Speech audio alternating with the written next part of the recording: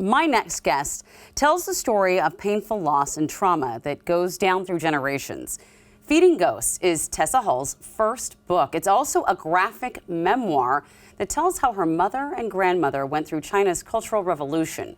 Please welcome to New Day author and artist, Tessa Hulls. Thank you for being here. Yeah, thank you so much for having me. So we were kind of talking about this on camera, this idea of using a graphic type of storytelling to share this. It's powerful, isn't it? Once you see the images and the words together. What made you decide to do it like this? Well, I knew from the jump that if I tried to cover the material in this book just as something written, it would have been 900 pages and densely academic, and there wouldn't have been that emotional connection. Okay. And what I love about comics for history is that the idea of perspective is embedded within the form, so it really grounds you in the human experience. And I wanted people to experience this story through my family. Because like you said, I mean, the topic is heavy, it is dense. Let's talk about it. It covers 3 generations of women, starting with your grandmother, who was a dissident journalist in Shanghai during the Communist Revolution. What inspired you to tell her story? Well, by the time that I was born in Northern California, my mom came over in 1970, my grandma lived with us, but she had lost her mind because of being put through Maoist-era thought reform and basically forced to write false confessions until she lost her sanity. And I never really knew what had broken her. And so I kind of grew up with that, but didn't feel like I could tackle that story without being consumed by the weight of it. Wow. Wow, I mean, 1,000 questions are coming to my head right now, and I'm sorting through because this is so powerful in so many ways. It's such a unique story, and that your grandmother experienced something that many few will ever experience, but also that generational trauma is a very real thing for all of us. How was generational trauma the case in your family specifically?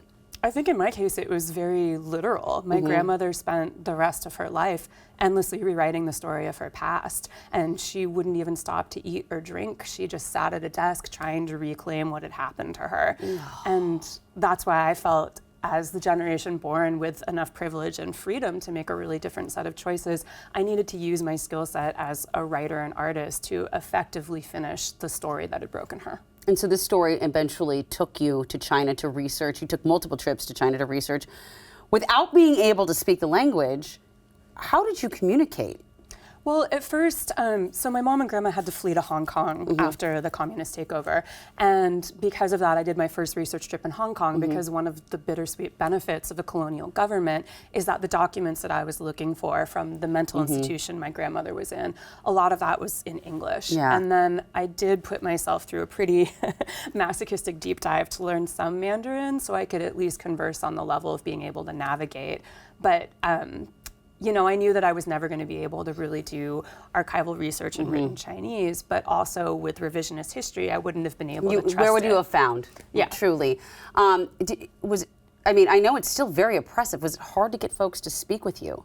There was definitely fear. Yeah. My family that's still in the mainland had a lot of trepidation around me telling this story. And so I followed my grandmother's lead from her own memoir and removed a lot of identifying information. Right on. Okay, so I just going to go back to the artistic aspect of this because it's so beautiful. Had you ever drawn before? Were you an artist? Oh yeah, I was a painter. Like visual art is what I came up in, and then I learned comics for this. It's amazing, and it really does. It does capture so much of what you're showing. But I understand you've got so many layers to you. I understand that.